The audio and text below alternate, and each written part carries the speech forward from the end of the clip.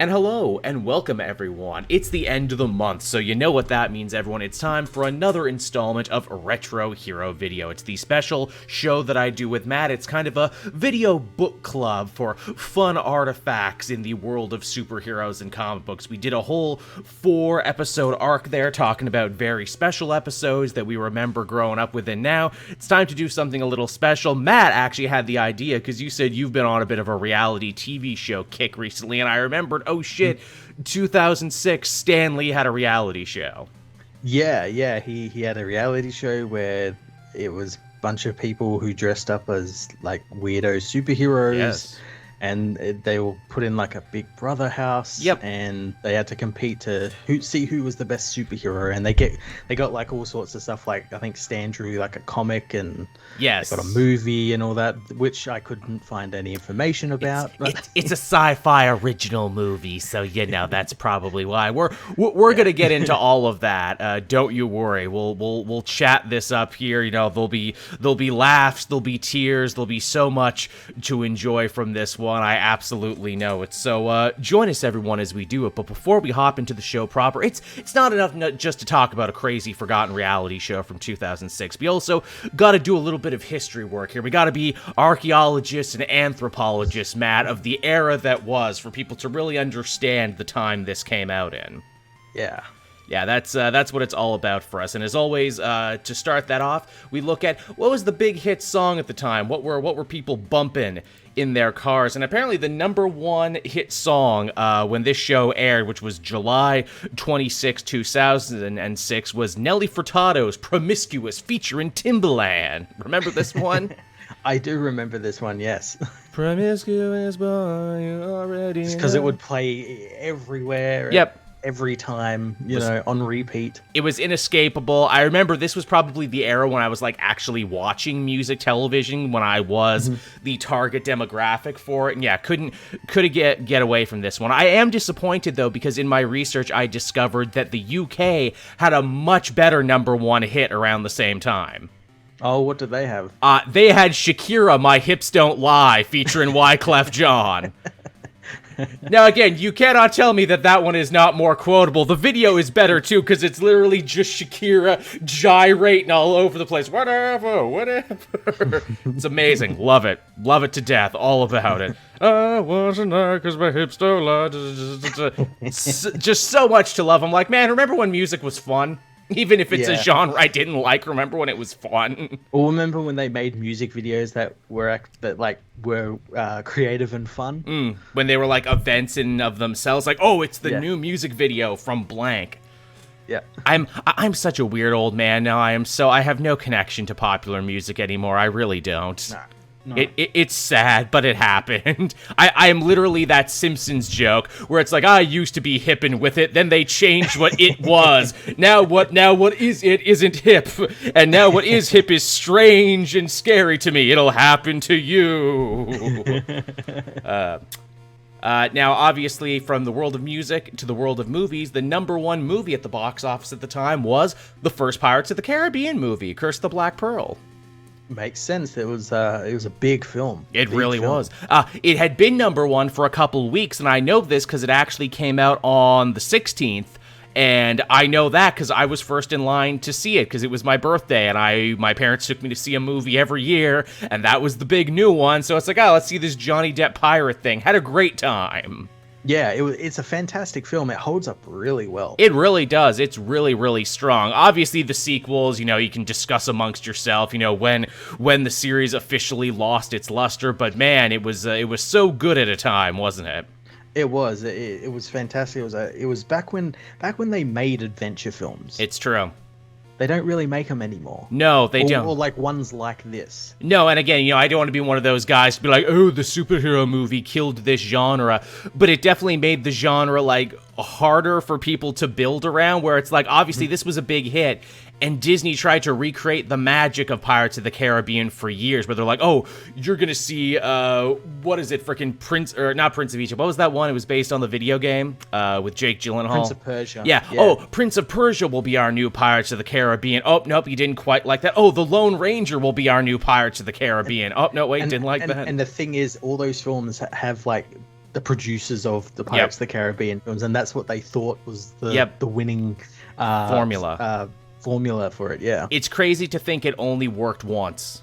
Well, I like the second one, actually. I will say second and third one are pretty good. Third one's a bit long, but yes, it is. The first three are really good. After that, it just tanked. I'm sure someone did a fan editing project. I think if you edit the best parts of 2 and 3 together in one movie, I think you could make a pretty strong movie. Yeah, definitely. Yeah, I'm sure that exists out there.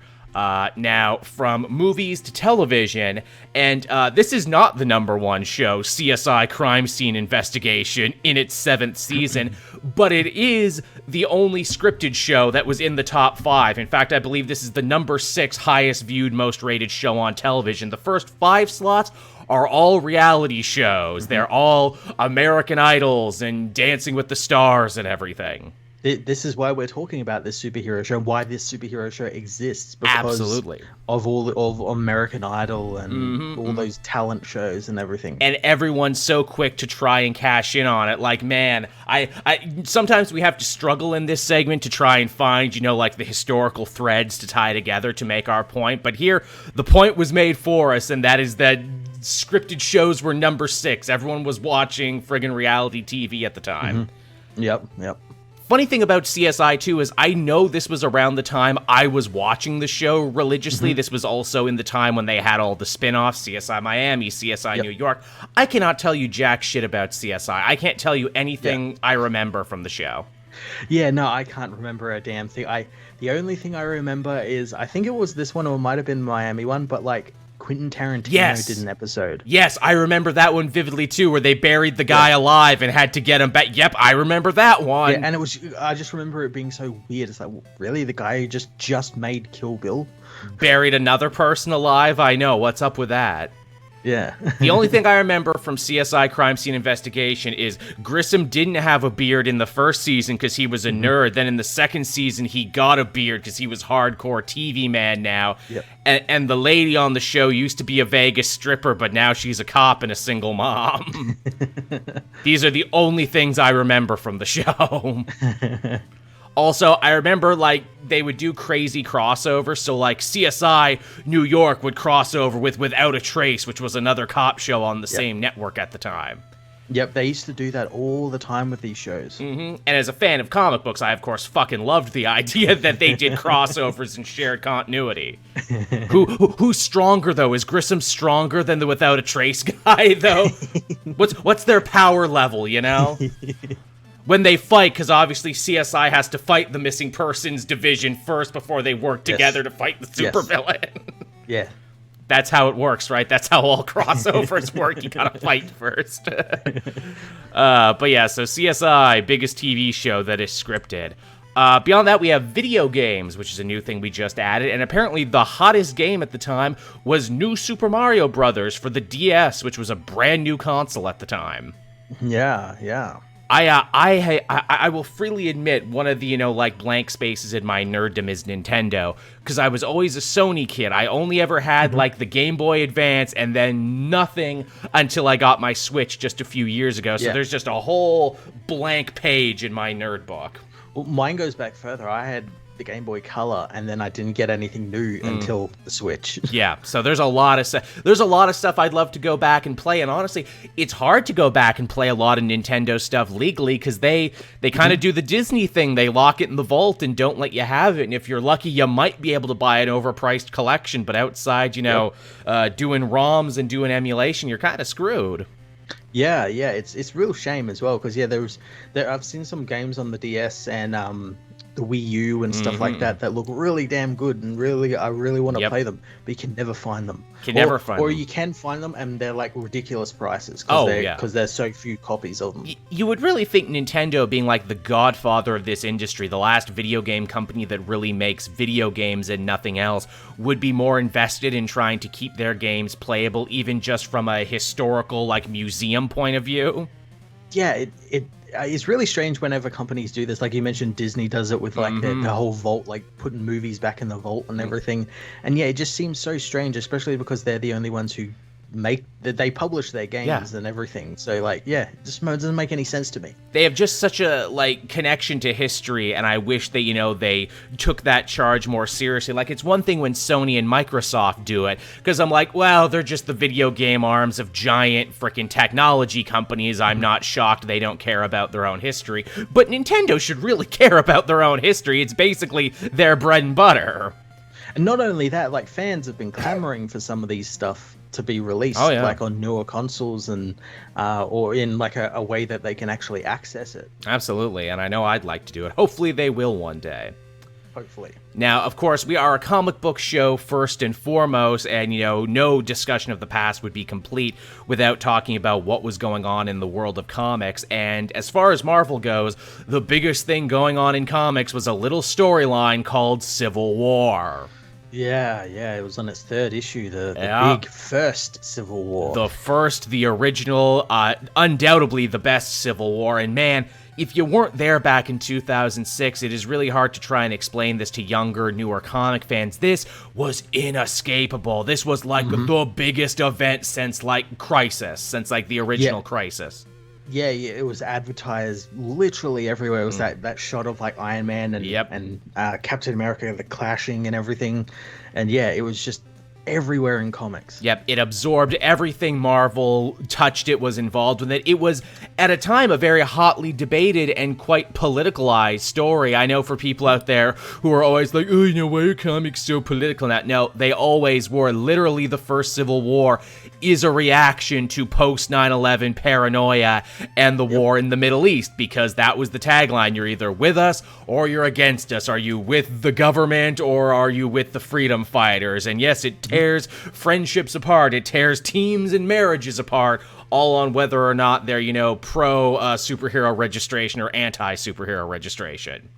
Yeah, it was big, and it like almost, I'm pretty sure, I can't really remember all the tie-ins, but I'm pretty sure like every Marvel book had a tie-in. Yes, it did. Basically, everyone had a tie-in. There were so many of them. There was like a novelization, a prose series. They went all in on Civil War in a big way, and it shows. And I think in many ways, modern Marvel has been trying really hard to recapture Civil War in the way that like it lit a fire under fans, like regular news outlets and regular people were talking about it because it was just such this crazy idea. What do you mean the heroes are going to fight each other? What do you mean this realistic divide in our nation is going to be represented in our hero books? And we lived with the fallout of Civil War for many years afterwards, until like World War Hulk, when everyone got back together. Yeah, it was like, it just shapes basically what modern Marvel is. Yeah, it really is. It's crazy to think the story is that important, and it happened in 2006. I guess it also goes to show that Marvel in general was bigger than it ever been. Spider-Man had been a big hit. This, you know, revitalized readers, and Stan Lee got a reality show out of it.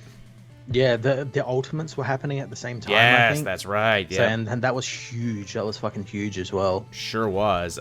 Over at DC, they were having similar large events at the time. 52, their weekly series, and probably, let's face it, the best weekly series that they had ever done, and still have ever done, was in its 11th week. And hey, look who's premiering this week. It's Kane. Batwoman Begins in her first ever appearance. Yeah, this was a big week. It sure was a big week across the board. You get Batwoman over here, but that's not the only new thing happening in the world of Batman, because Morrison is writing Batman right now, and for Batman number 655, we get the first real look at Damian. Yeah, leading up to the big Batman 666. Yep. Hard to believe so much was going on at that time in comics that we are still very much living in the shadow of right now. Yeah, referencing all of these different stories that happened, you know, almost 20 years ago. From debuting in here to flash forward to 2022, and Damian has a popular ongoing series now. Yeah. That's trying to rebuild his image for like the third time after they tanked it. if you can believe it, yes, it really has. And with that out of the way, now that we have the history, the backstory, if you will, we can hop into the show proper, and we can talk about who wants to be a superhero. And again, I'm probably going to get the name wrong, because I've gotten it wrong several times in my notes starting this. I wasn't going to call it Who Wants to Be a Superhero. I was going to call it So You Think You Can Be a Superhero, because my mind has been so polluted by modern reality shows. It's the So You Think You Can Dance effect that now I think that that's what the show was called, even though it wasn't. Yeah. Again, no, see, this was back in the day when we asked you a nice question. Who wants to be a superhero? Not, do we think you can? Because, I mean, everyone thinks they can. It's just they're usually wrong. But yeah, so we start the show off and we get a little preamble explaining what the show is going to be, because this was popular for reality shows at the time, because if you just jumped in an episode, you didn't know what you were going to get. No. So yeah, Stan Lee, comic book godfather, gets together a bunch of weirdos who dress up, and he sets them through a series of challenges, and as you said at the beginning, Matt, if they win, they get to be drawn into a comic book. It was a free comic book day issue, in case you were wondering. Okay, yeah, because I was like because I looked up who the winners were, and I'm like, okay, where was this comic? And I saw one of them had the sci-fi movie original, but yeah, that's all I saw. Yes, you get that. You get a role in a sci-fi original movie, which is super funny, because the movie in question, apparently they're only in it for like a couple minutes. Yeah, and apparently their stuff was like shot long after the movie was filmed. Of course it was. Another interesting thing that I noticed, and this sticks out to me as a fan, I wonder if you noticed this, when they were running down Stan Lee's accomplishments in his biography, they flash up, logos of all the things. They flash up a logo of Spider-Man. They forget the hyphen in Spider-Man. Oh, it's perfect. It's perfect. We're not even a full couple minutes into this, and you already know the level of how much Nash Entertainment cared, because this was... I was going to say, as someone who doesn't... Who likes taking the hyphen out just to like piss people off. I loved it. Oh yeah, I knew you were gonna love it. I'm like, man, I hope Matt notices this, because this is a work between Stan Lee's own POW Entertainment and Nash Entertainment, who makes like most shocking videos and Caught Red-Handed. They're a freaking farm for crap TV, junk food, television reality shows. And Stan Lee's own POW Entertainment, which he worked on a little bit post Marvel, like Stripperella was their big one that they collaborated on together. I want to say that him and Stan Lee, that they were like suing each other by the end. Yeah, probably.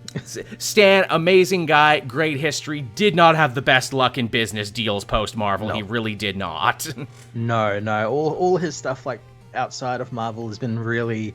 I know there was a recent TV show called like Lucky Man or something. Oh, really? It was like a it was like called Stan Lee's Lucky Man or something. It was something about some guy who had the power of luck. He's basically Domino, and I remember it was some like TV show that was like only in like on the BBC in England. Yeah, it was so strange. That is weird. Another funny thing too, this is of course a show that debuted on the Sci-Fi Network, and because it's 2006, it actually is the Sci-Fi Network, not the Sci-Fi Network, when they would change the spelling for no fucking reason. Yeah, this was back when like Sci-Fi, they were actually showing like pretty decent stuff. Oh yeah, they actually had a fairly good lineup at one point. Yeah. Yeah. As hard as it is to believe, they actually had good content. They give us a little package there showing us things that we can expect the superheroes to be put through this season. Can they end up rehabbing a bunch of prisoners? Do you think, Mac? Do you think they can do it? These guys in costumes? These obvious actors, paid character actors in prison jumpsuits. Did you see that episode, Matt? Because yes, it's revealed that they are actors. Yeah. I like flicked through a couple of different episodes. Yes. And that was one of them. Yes, they paid actors because obviously we're not going to put them in here with real hardened criminals. Though it's funny. That would be fun. One of them's a serial killer. Yeah, you got to find out which one the serial killer is. The truth will surprise you. It's so funny, this idea. Can we get like LARPers to rehab prisoners? There was another documentary out there about like the Phoenix Joneses and like the quote unquote real world superheroes. I forget what it's called. We might have to cover it at one point, because there's a scene I love and I keep referring to over and over again. It's like when one of these guys dressed as a superhero goes out into a park at night to try and stop a guy from dealing drugs, and he's like, "Stop there, drug dealer," and the dude is just so embarrassing. Never have I been more on a drug dealer's side in my life. I'm glad you did bring up Phoenix Jones, because I did want to point out that like in like looking up all of these people and like the ones who won and everything, not at one point was there like a page on their Wikipedia that was like full of like, oh, and this person turned out to be like a drug dealer or like a sex weirdo or anything. Yeah, that's good to know. I was worried about that too, though. Trust me, I will make many assumptions of the people once we get to meet them. But yeah, that scene is great because I'm like, oh yeah, I guess comic book superheroics don't work in the real world, huh? Because if they do, you feel a lot of secondhand embarrassment where it's like, dude, you don't know that drug dealer's life. He might be slinging rocks to try and help support his sick mother and 5 brothers and sisters. Get the fuck out of here, superhero. But yeah, so that's one of them. They're going to get attacked by dogs because that's something in LA you can book for the day. Just have people attacked by dogs. Yeah, and you know that the roaming packs of animals on the city streets. You got to be careful. You know, got to be ready for it. You never know. And I think to myself, I'm like, do superheroes fight animals a lot? No, they don't, because you don't want to see Spider-Man or Wolverine punching a dog. No, not at all. Then you're gonna be like, you monster. We get our big title card here, Who Wants to Be a Superhero, and it's the globe with the logo and Stan Lee hanging over it. I really grew to fucking hate this logo when I was making the thumbnail for this episode because it's on a terrible curve that doesn't line up with the template I've created, and because of that, you all get to hear about how much I hate it. And I'm pretty sure as well, like looking at the logo, like the text and everything, like I feel like around that time, a lot of things were using that color and that font. Yeah, I'm not going to say Sci-Fi cheaped out on this show, but you can kind of see the seams here and there. No, really? So once they're done with the preamble explaining what the show is all about, we get like a little animated kind of like rotoscoped opening that shows off all of the different heroes, all standing together in a big hero shot. Should I go down the list of heroes, Matt, and explain their powers? Because the show doesn't, but their Wikipedias do. They do, yes. Yeah. So first up, we got Feedback. He's the guy in blue. He can absorb powers from video game characters, generate a feedback field that disrupts electronics within 15 feet. I like he put the 15 feet in there, too, where it's like, no, you know, my powers aren't ridiculous. They only work at a certain range. He's also a computer genius because, you know, you need a civilian power, too. Yeah. There's Fat Mama. Oh, we're going to talk a lot about Fat Mama. She grows to 5 times her normal size when angry, and eating donuts activate her other powers. So right off the bat, we got like an angry black woman mammy stereotype in the show. Yeah. Fat Mama makes it very far, by the way. In fact, I think she comes in second. Top 2, yeah. I couldn't believe when I read that. I'm like, what? Now, that being said, apparently that was her idea, and apparently she toured conventions long afterwards as Fat Mama. People found it very empowering. That's super cool. I'm just saying you probably couldn't have done this character today, as it ticks like several really negative stereotypes. Yeah. There you go. We got Major Victory, who's the Superman guy, obviously. Yep. Lemura, she does light and laser. She's a Starfire type. Mm-hmm. Creature, who can heal others with raw foods. Oh my fucking god, this lady. She was honestly probably the weirdest out of all of them. She sure is. Again, we'll talk more about them as they're introduced. I'm just giving you the rundown of all of them now. Tyvekulus, super strength, super speed, fire resistance, and he can detect lies. To this guy's credit, his was probably the most original suit, this like whole Roman centurion thing he's got going on. Yeah, it looked pretty cool. It actually looked pretty decent. Yeah, like with everyone else, you can see like, oh, you're a rip-off of this, you're a rip-off of that. Tyvekulus was probably the most original one. Yeah. I will give him credit for that. Monkey Woman, which is exactly what it sounds like. Literally. She sounded like a monkey. She was proud to do it over and over again without any shame. Yeah. This is another thing, too. I'm going to try not to be too mean to these people, because I'm pretty sure they're all online. I'm pretty sure they're going to see this video when we make it. Because, like, they never went on to do anything else. This was their 15 minutes. Yeah. Cell Phone Girl, who I actually liked her. She made me laugh, because it's like, oh yeah, it's 2006. Cell phone technology is becoming more ubiquitous. What an interesting thing to build a hero around. I also could not help but realize that her pink and black color scheme is exactly like the South Park character Call Girl, which is a joke in and of itself, because a call girl's another name for a prostitute. Yeah. When did that come out compared to when this came out? Long after this. Okay. Maybe it was some subconscious thing that Maybe. Matt Stone saw or something. Quite possibly. Nitro G was from Staten Island. Yeah, he's fucking Pete Davidson over here. He's fast as shit.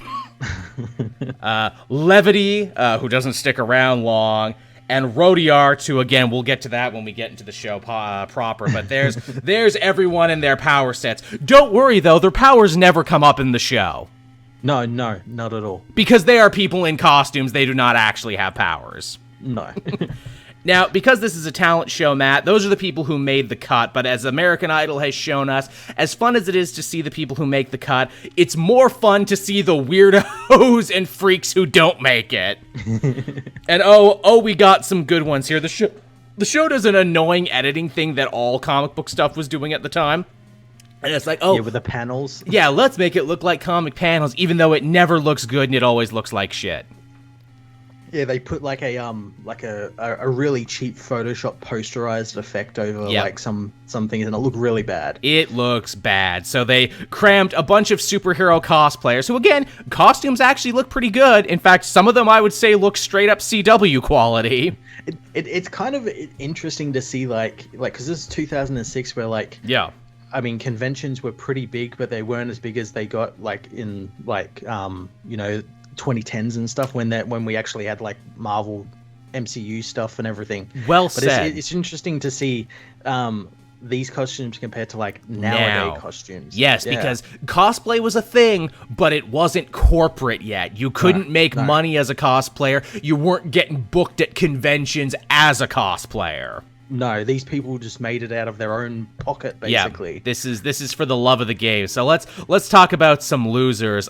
We have the aptly named Ice Bitch. That's her name. She should have won. She should have won. I'm glad we can both agree on this one that Ice Bitch was way ahead of her time.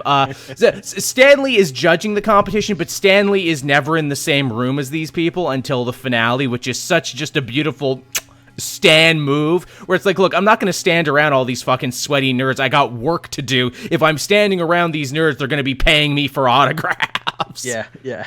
Stan very much felt like he filmed all of these in one day, but Stan had fun with some of the weirdos, and with Ice Bitch, he had to ask, what would your catchphrase be? And her catchphrase was, I shit you not, freeze, motherfucker. Again, ahead of her time, Ice Bitch. If she showed up in the new season of Peacemaker, you'd be like, oh, she's the best character ever. Yeah. Love it. Love Ice Bitch to death. More power to her. We see Fat Mama, whose costume actually got quite an upgrade when she makes it on the show. She has, like, candy bars hanging off her, but they give her donuts later in a cape. Yeah. Here it just looks like she just threw on, like, a pink top and, like, hung Twinkies from them. Which again, hey, despite being called reality television, let us not fool ourselves for a second to think that, the people making the shows don't have their own storyline and endgame in mind. And I think we see this with Fat Mama and feedback that they had basically already picked the final two before the final two had happened. Kind of feels like that, yeah. Yeah. We see some more guys. We see Mullet Guy, Dude in Balloon, and Guy wearing what is clearly a Halloween Cobra Commander costume. Yeah, I was gonna say it's basically just Cobra Commander. So we got Joe Dirt, Cobra Commander, and Kirby. Geez, I wonder why they didn't make it in. Who else do we got? Oh, we got a hairy ass man wearing what is definitely a Faye Valentine cosplay. Yeah, it looks like that. Or it looks like something like Plastic Man would turn himself into. Yes. Tell me that is not. And they show his hairy ass on television too. They're not afraid. They know the essence of this character. You got to give the people what they want, and that's hairy ass man. There's also another guy there who joked that, as a Jewish superhero, I'm deeply afraid of my mother. Stan had a good laugh at that. I appreciate Stan enjoying that one. Then we got one woman who just straight up takes her top off. Yeah, I couldn't tell by the shitty quality, but she looks like the woman who does The Last Drive-In with Joe Bob Briggs. Yeah. I don't think it is, but she looks really similar to her. I mean, might be the same. I mean, it's LA, so it's all types coming there. You don't know. But yeah. I like Stanley. He looked away for a second and then looked back and was quite shocked. He can still throw Sam for a loop all these years later. Feedback is in here. Now, I did some interesting research about Feedback. He is the one who will end up ultimately winning the show. Feedback was not the first character he auditioned under. Apparently, he auditioned under another character called Nightbeam. They didn't like him, had him come back as Feedback, and he was kind of like the, what's the word? Like a backup. Like, oh, if someone else can't make it, we'll get you in. So he almost didn't make it, the guy who ended up winning the show. Okay. He also tells like a very sad story about how like his father died when he was young and he had to quit his job to be part of the reality show. And I'm like, so you're already building a story and a lore for this guy before he eventually wins. Again, I'm not saying Who Wants to Be a Superhero by Stan Lee was rigged. I'm just saying it's kind of interesting. Yeah, it was. Also, I just looked it up. That woman was the one from Last Drive-In. Fucking awesome. That's so cool. Yeah, go check out Last Drive-In, everyone, if you haven't seen it. It's a really fun show. Yeah. How about a catchphrase? Ooh-ah, yacht. What a rush for us, what a boat trip for you. Thank you very much for coming. No, thank you. Okay. Hoorah. Hoorah. What the hell does hoorah mean? So yeah, Stan Lee having a lot of fun here. There's like an army guy who's going all like hoo-ha and oorah, and Stan's like, I don't know what that means. And it's great because it's so genuine from Stan. I don't know what that means. And I'm like, clearly they kept filming him when they thought they had stopped, so they got a real genuine reaction of just Stan being Stan. Yeah. Because, yeah, like, Stan is on. He's, like, full Stan Lee mode for most of this, but every so often, like, the real guy comes out, and that was a real guy moment. Yeah, it was good. It was genuine. It was absolutely genuine. So all of the, finalists make it to the big mansion house where we think the show is going to take place. We're introduced to Levity, Tobias Trost, and of course, in classic reality show talking head fashion, he talks about his life. Apparently he's a gay man who's a toy maker, and, he really wants to make great strides for the gay community here in the show. One of the other guys catches him by the side, and his name is Rotiart, and he starts asking him about, like, his action figure business, and like, oh, hey, if you end up winning this competition, you could probably make a lot of money selling action figures of yourself, huh? Yeah. Now, what was Rotiart's costume? Trash. Trash stapled to him. Yeah, I'm the trash man. We're gonna have a revelation about Rotiart later that's gonna make you smack your head, but again, it's literally written right in front of you what his deal is. But yeah, so we get interest. I think he was supposed to have like a spy camera thing was supposed to be his deal. I think those are supposed to be like cameras and listening devices. Yeah. He's the NSA. Just the walk-in NSA. So yeah, more guys start, making our way in. They start chatting it up and everything. Kind of uncomfortably, I get the feeling that the sort of person who's really into superheroes and dressing up isn't really the most social animal. No, not at all. And I say that from experience. Again, they're totally setting this up to, like you said, Matt, be the Big Brother house, to be like, the Bachelor house. Like, ooh, what kind of drama and fights are going to happen? Not much with all these personality types. Everyone's just kind of going to hug the wall. Yeah, everyone's just going to stand on each corner of the room and everything. Yeah, basically, this is why we don't get a lot of reality show made about nerdy personality types. I know my people. I know me. Can't get one over on me. We're introduced to Creature, who is sure to tell us that she is an advocate for raw foods, and I'm like, oh man, anyone who's a vegan or into paleo or into raw foods, how would you ever know? Oh, because they'll tell you 100 times. Before we even knew her name, we knew that she was into raw foods. Yeah, it's their whole personality. Yeah, she's apparently also a mechanic too, and I'm like, with that hair, that love of raw foods and wellness, why do I feel you went down some dark paths if I checked out your social media today? I bet you're into a multi-level marketing scheme. I bet you're going to try and upsell me on some crystals. I feel like you might be into NFTs as well. I bet you have some thoughts about vaccines that you're going to tell me all about. and Mother Earth and everything. And let's move on from Creature, but let us also keep Creature in the back of our mind because she comes back later. We meet Iron Enforcer, who is the only guy who came without a shirt. Yeah, and you can see why. Shirtlessness is part of this guy's costume. And Iron Enforcer is interesting, too, because, well, everyone else is doing, like, the classics, when it comes to superheroes, your golden ages, your silver ages. This is the one guy who is just straight up fucking Liefeld 90s comics. Yeah, he's Johnny Cage. He's Johnny Cage with a big gun. That's his power. Yeah. Look at my big comedically sized gun. As we'll find out later, he also is a big proponent of superheroes killing, which makes me think he missed the point. Shocking, I know, right? A guy who looks like this and acts like this misses the point. Yeah. They say his real job, too, apparently he's a workaday bodyguard, where I'm like, are you really, or did you just make that up?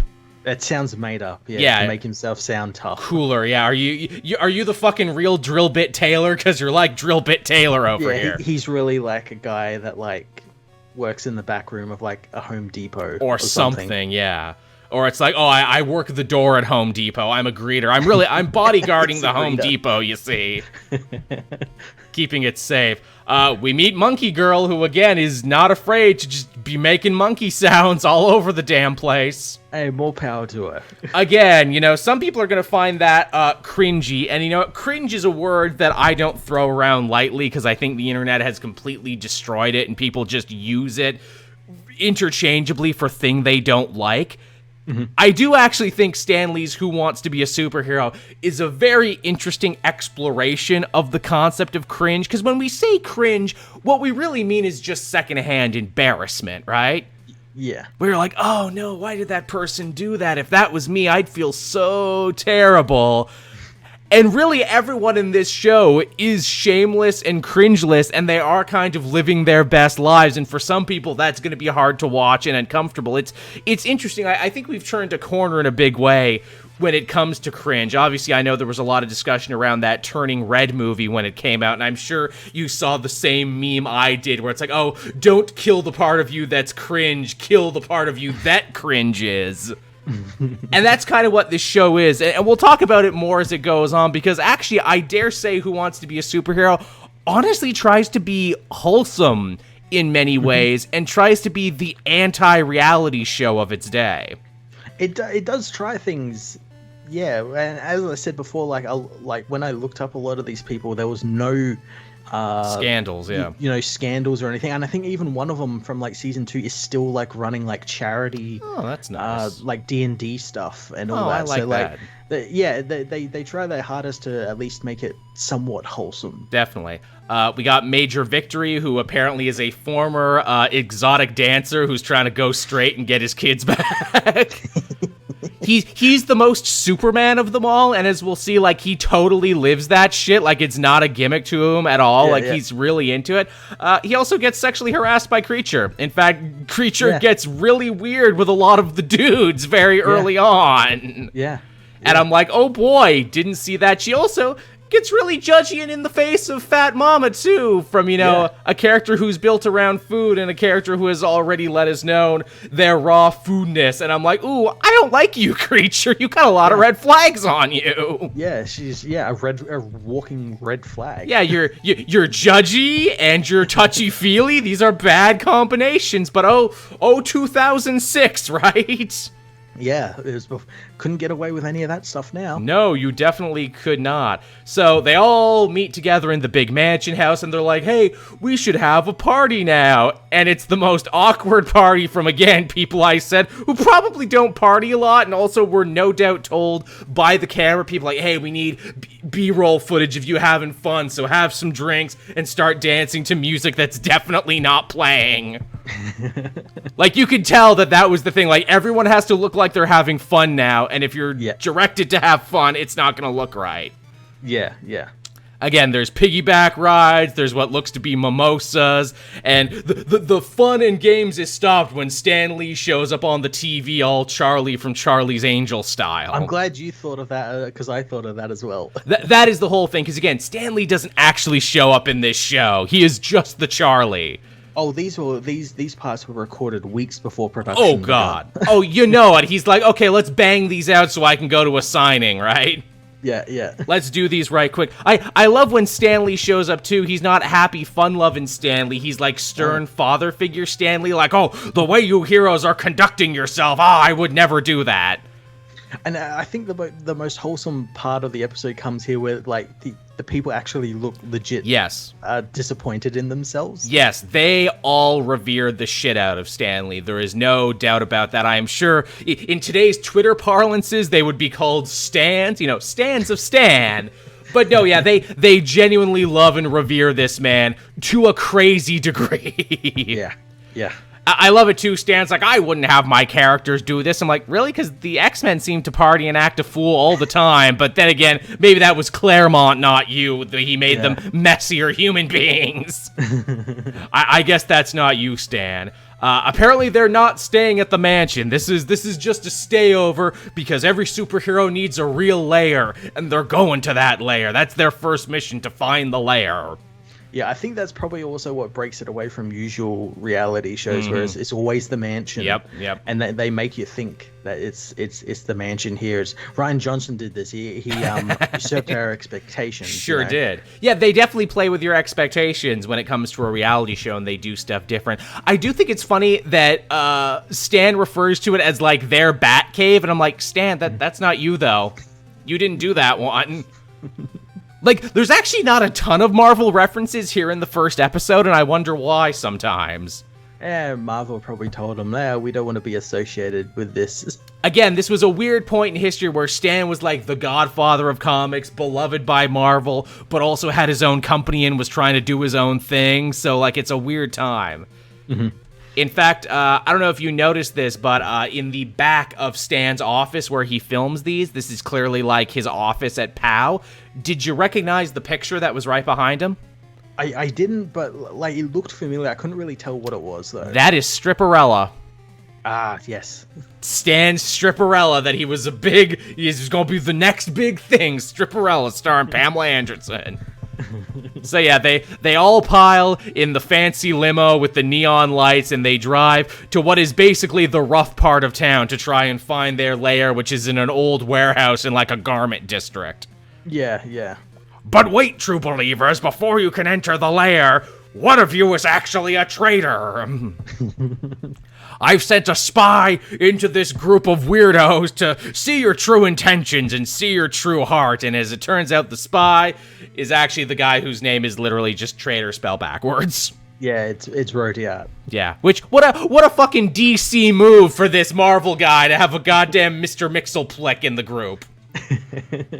And the fact that no one noticed, like not one person, I don't know about you, Matt, maybe it just says how my brain works, but I am always reading words backwards and forwards. Yeah. Especially in a comic book minded way. Now, again, they mess this up and they'll mess another comic thing up later that actually made me smack my head. Where I'm like, come on, guys, this is first day stuff. But yeah, so Trader is here. He's been listening in on all their conversations. He is the NSA, listening to you at all times. And now Stanley has to decide who to kick out, judging by their character flaws. Obviously, one guy is a toy maker and admitted on film that, like, yes, I'd probably like to make custom expensive action figures of myself. Yep. Yeah, the other one was Creature because she sexually harassed everyone. Every man she met that day. But you're a woman, so it's fine, apparently. And, of course, Iron Enforcer, who, again, I don't know what he is up to recently, but with his general taste, thinking that superheroes should kill, and that shaved head of his, I can only imagine he's involved or in one or two gates at once. Delayed release, explosion ammunition bullets. So you can choose when it goes out. Yes, depending on each person that I want to kill. I don't think superheroes are supposed to be killers. Who are you to tell me? Same concept where you just build strength and want to kill people when your adrenaline Well, not kill. Again, that might be me stereotyping him for being a built guy. I'm just saying, if a dude's love of comics starts and ends at Image, and like old Image, not like new Image, Yep. Like Image back in the day before they became, like an actual real place for adults who like comics. They weigh the sins, Stan Lee, like the great old god, weighs their hearts on a scale and decides which one is to be kicked out. And shockingly, he kicks out the Toy Man. He kicks out Toy Guy. Yeah, which is kind of weird because he didn't really do anything bad. No, again, like I would argue that the guy who misses the point of superheroes entirely is worse, and the lady who was acting very unbecoming were worse. But you know what? Maybe this is actually the most Stan Lee move ever once he realized, wait a minute, you're gonna try and make money off this? Only I can make money off this. Ask the ghost of Jack Kirby how I feel about people trying to take my money. Get the fuck out. He was already, like, manufacturing figures of that character. Yes, absolutely. And, If anyone is going to merchandise off this, it's gonna be me. Which is so weird, because they start off by being like, oh, I'm the only gay man on the cast, and, I want to do more for visibility for gay superheroes. But you got greedy. Get out. Skinhead, sexual harasser, you're fine. Feels a little weird for a show that is ultimately about trying to live the superhero lifestyle and trying to live up to superhero morality. Yeah. I just thought it was funny. So, yes, he has to leave, and when you get kicked off this show, in classic Spider-Man fashion, you have to leave your costume in the garbage can. Hero no more. Just like Spider-Man. Yep, you're a hero no more. I thought that was a very nice touch, and again, they don't explain why that is. You either know it and you're a fan, or you don't. I just want to stop us there for a sec, just because I looked up that guy, the bodybuilder guy. Iron Enforcer, yeah. Yeah, so his name is Steel Chambers. And of course. I found his Twitter. Oh, boy. And you were absolutely right to stereotype him, because he's a huge QAnon fan. Oh my god. Man, I should really be a detective, Screw Batman and Sherlock Holmes. I can just follow them breadcrumbs, man. Call me Snap Judgment. That's my superhero name. His Twitter is just filled with QAnon stuff, and then him trying to, like, get booked at, like, cosplay conventions. Amazing. Which, again, a lot of these guys did actually get booked long after this. To their credit, a lot of them got booked. So there you go. I was fucking right. Holy shit. Go me. Go Snap Judgment. I'm gonna have to send you his Twitter after this. Some of the stuff please. He's saying is so bonkers. I can only imagine. It's amazing. I will be accepting all all fan art too of me as Snap Judgment. But yeah, so they're finally allowed in their base, which is in, like, some sort of Korean garment factory, and they make a point of showing two women working there. Yeah, so their base is above people who probably work for under minimum wage. Just saying, keeping that superhero life, much more Batman than it is Spider-Man, who lived in a shitty apartment. He'd be the guy working in the garment factory. Yeah, they get on a rickety elevator that says condemned. I guess this was a test of courage to see if you would get in the elevator labeled condemned. I expected the elevator to, like, stop halfway up and they have to, like, rescue each other or something. Or something, yeah. Again, see, you're right, Matt. You should be making this show, because every moment needs to be a superhero moment. Yeah. You gotta do something, I agree. We see their actual lair, and yeah, it's a super cool loft area done up with a bunch of lights and stands. No real Marvel art, though. There's one painting of what I think is Scarlet Witch, but it might be Red Riding Hood. I'm not sure. Yeah, it's, again, because shitty quality, you can't really tell. No, I have to imagine they were probably, like, nondescript, like, generic superhero person. They might have to pay people for that, because I'm like, look, if you're making a superhero show, you should make this place look like Avengers Mansion, and there should be portraits of Cap and Iron Man and Wanda and Black Panther and everything. Yeah, they would have to pay licensing for them. Mm-hmm. I mean, God forbid some artist should get some money off the back of this, right? Yeah, of course. Some things never change from 2006 till now.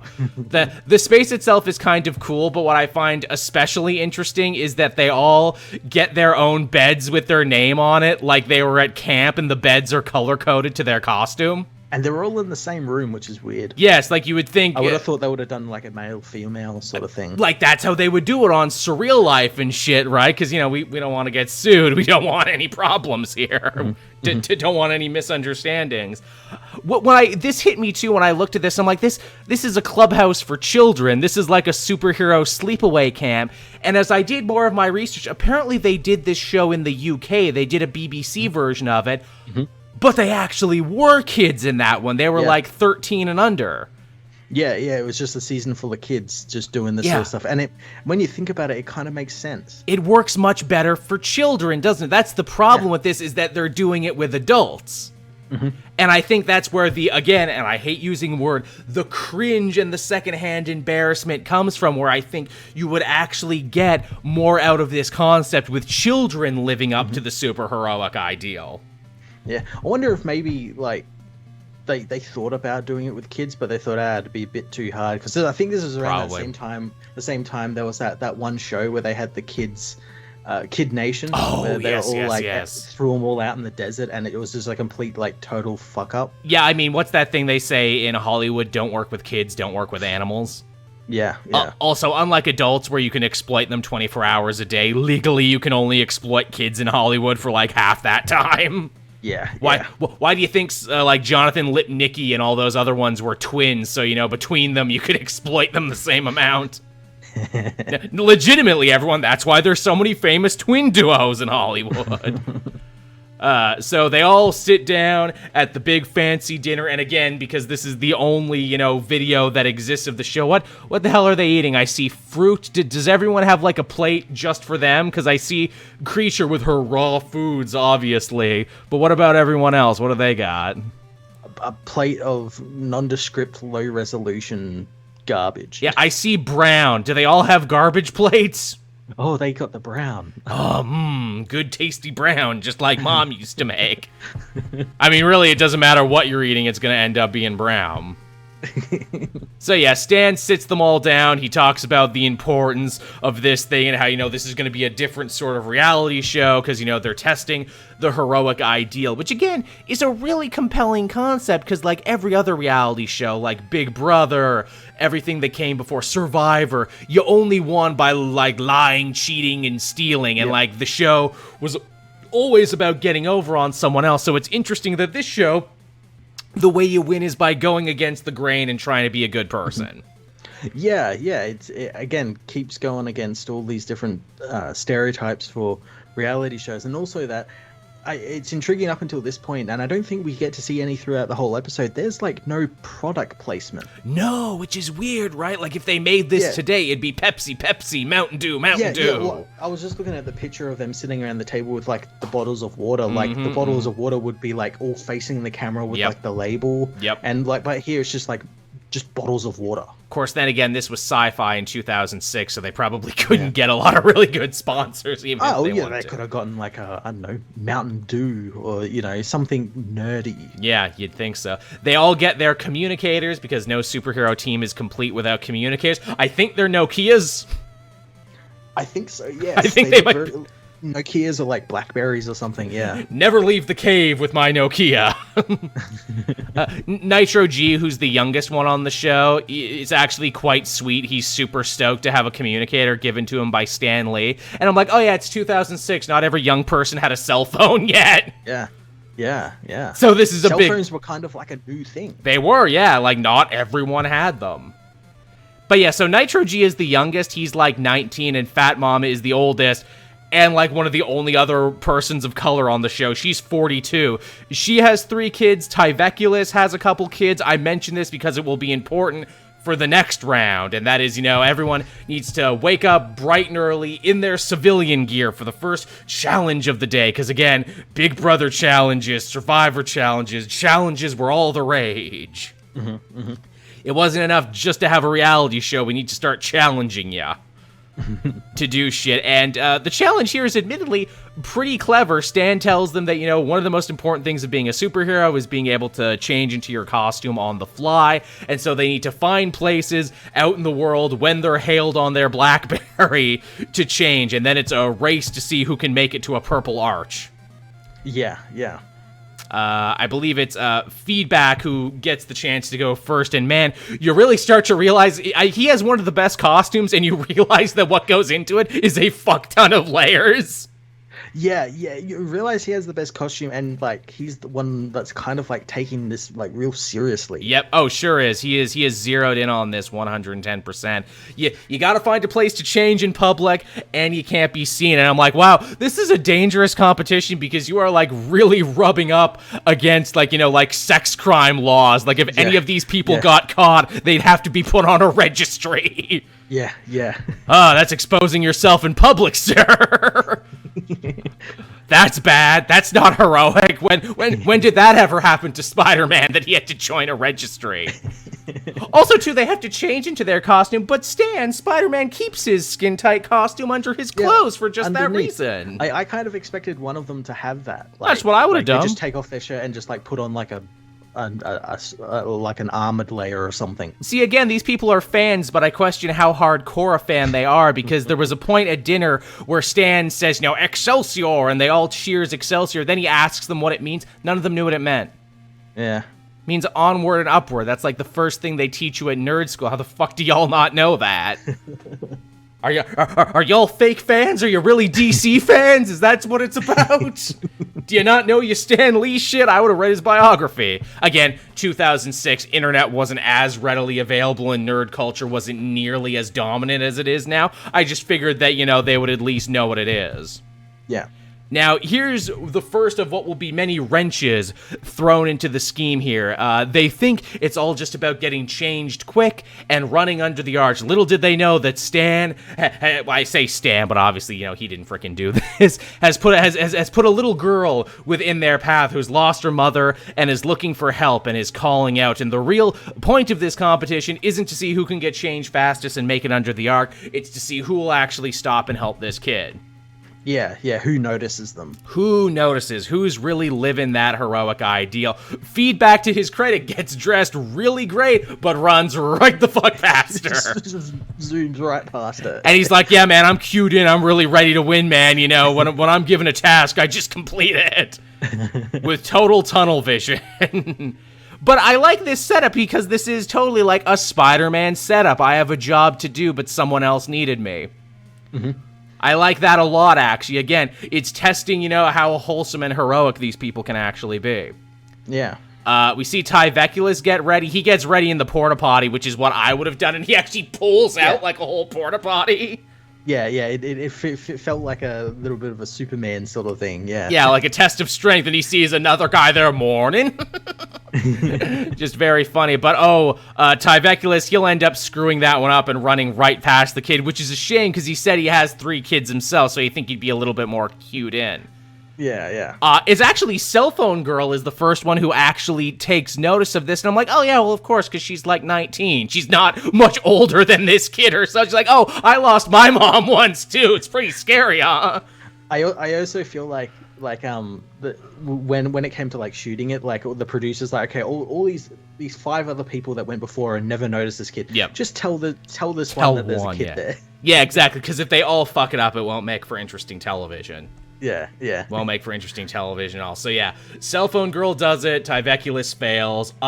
Fat Mama actually gets in there too. And I'm like, oh yes, of course, because she has 3 kids herself. That maternal instinct, I guess, taking over and helping her do the right thing. And I'm like, yep, that's why you make it to number 2 in this competition. Monkey Girl actually gets dressed in a tree, which was quite clever, I thought, and very on gimmick.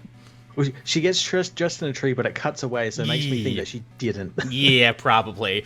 But hey, you know what? That's really half of being a superhero right there. It's picking a gimmick and then living your gimmick. Like, if I was Stan, I'd give her extra points for that. You failed the little girl test, but you lived your gimmick. Which is what it's gotta be. So yeah, she not only doesn't catch the kid, but like runs right past her with her stick, super stoked. Yeah. Super stoked not to help. Roydie McGee, of course, fails this test because, I'd rather kill that girl than help her, because that's what fucking heroes do, right? She's a CIA plant. Yeah, she's a CIA plant. No, that's not a real kid, man. Hired actor.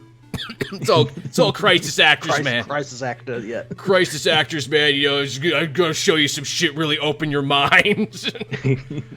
So yeah, Luminara passes this one. Luminara is interesting because she didn't actually audition for the show. She was actually voted by Chosen, by the fans of sci-fi. Her name is something crazy too. Like, I doubt that's her real name. Like, I think she gave a fake stage name on top of her superhero name. Probably an actor, like a background character actor. I think so. Like, her name is something crazy like Moondragon or some shit. And I'm like, fuck off. That's not your real name.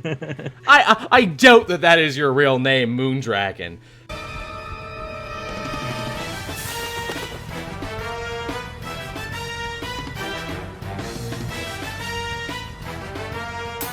I lost my mom. Where is she? I don't know. I can't find her. This child's mother! Major Victory succeeds and totally makes a meal out of, like, succeeding at this one, too. Like, he was just waiting for this moment to rock his Superman impression. Yeah, I was gonna say, again, like, total Superman stuff. Picks her up, flies away. See, this scene, it was, again, actually surprisingly more sweet, because at the beginning of the show, we heard that, you know, he's a former exotic dancer trying to, like, get his kid back, who is a daughter, and I'm like, oh, so, you know, this guy's, like, really cued into that now, being like, no, I'm not a dirtbag, I could be a good dad, I promise, and I'm like, oh, that's sweet for him. This is a Marvel comic. A guy with a problem early on got a chance to overcome that problem for someone else, showing that we can all do it. Yeah. Again, this show waffles back and forth between uncomfortable and weirdly uplifting. Because, again, how many reality shows are built around people being good people? None. I know, right? None of them are. Stanley eventually reveals, oh, you've been had and everything. This was the real, you know, test. And Feedback, again, the guy who ends up winning the show, is like the one who they really focus on, him feeling bad, because he's like, oh god, yeah, this is such an obvious, like, moral quandary that I failed super hard of, and I think he's the only one who really felt bad about it, according to the show. Yeah. And again, I thought that was interesting. So we come to the point of every reality show where it's time to kick someone off, and they all stand on these, you know, bright light-up squares, which I think is the most money they put in the show so far. They're getting ready to be sentenced to the Phantom Zone. It really is, isn't it? Like, they're gonna pull out the projector. Judged by the Council of Krypton. Yes, I will find him. Thanks, Michael Shannon. So yeah, the Stan Lee's like, I'm very disappointed in those of you who failed this. Again, Stan Lee in just like strict disappointed father mode. And some of them are like almost brought to tears over this. Yeah. Yeah, like they're really feeling it. Nitro G is the first one to be sentenced to the Phantom Zone because he just got dressed in front of everyone. I love the, like, cut to him. He's just, like, in the middle of, like, a park, like, pulling his pants down in front of everyone. I'm like, oh, wow, that's, like, a sex crime waiting to happen. He's from Staten Island, man. He's like, come on. He just doesn't give a shit. I'm from where New York sends its garbage. Come on. There's worse things in life than my nudity. Come on. But, yeah, so he gets raked across the coals for that.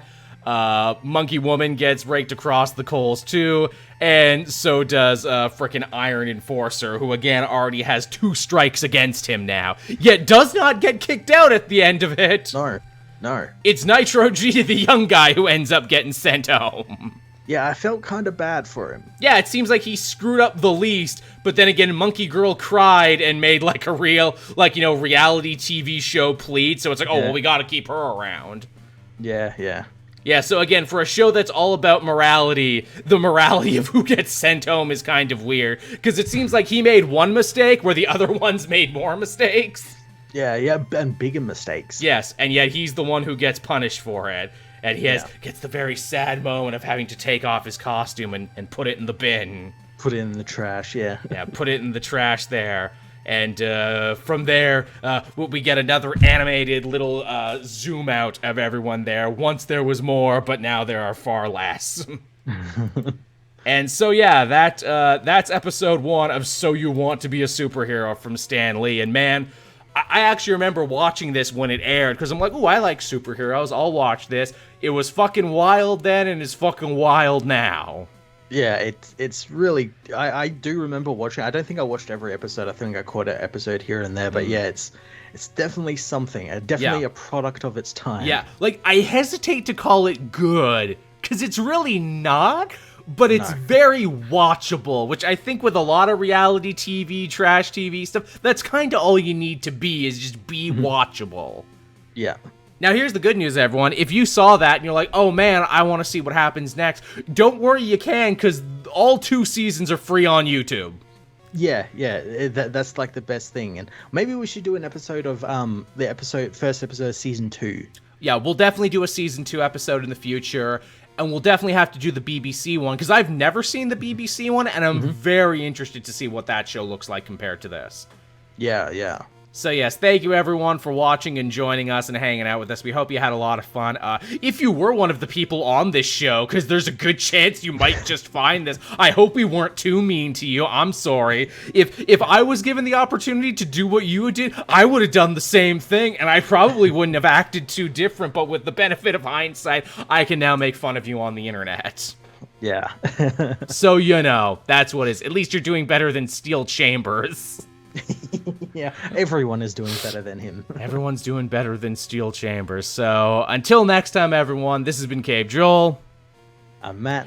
Thank you so much for watching another Retro Hero video. Be sure to join us at the end of every month where we'll be looking at more fun stuff like this. And if you have a recommendation of a superhero property or episode or some sort of weird time capsule you would like to see us cover for this as an episode, please let us know in the description down below, and we'll probably do it. I know they made one show like with a bunch of comic creators, and I think like some of them actually went on to be like editors at Marvel and everything, so that might be interesting to look at. Yeah, I know they did a show like this superhero one, but with nerds. I think it was called King of the Nerds. Yes, I remember that. Yeah, and I know that was cringy. That's so bad. That's probably pretty bad, and probably doesn't have the wholesome side to this, nor does it have Stan Lee being like a thing that you can look to and be like, someone with integrity holding up this enterprise. Yeah, no, I think they had like what's his name, Curtis Armstrong, and some guy from Revenge of the Nerds or something doing it. Oh, goody. Well, maybe this will be the beginning of our superhero reality TV show arc. Yeah. Or maybe we'll use these as palate cleansers between the bigger arcs. Either way, everyone, thank you so much for watching and listening, and Matt and I will be back again next time. Bye-bye. See ya.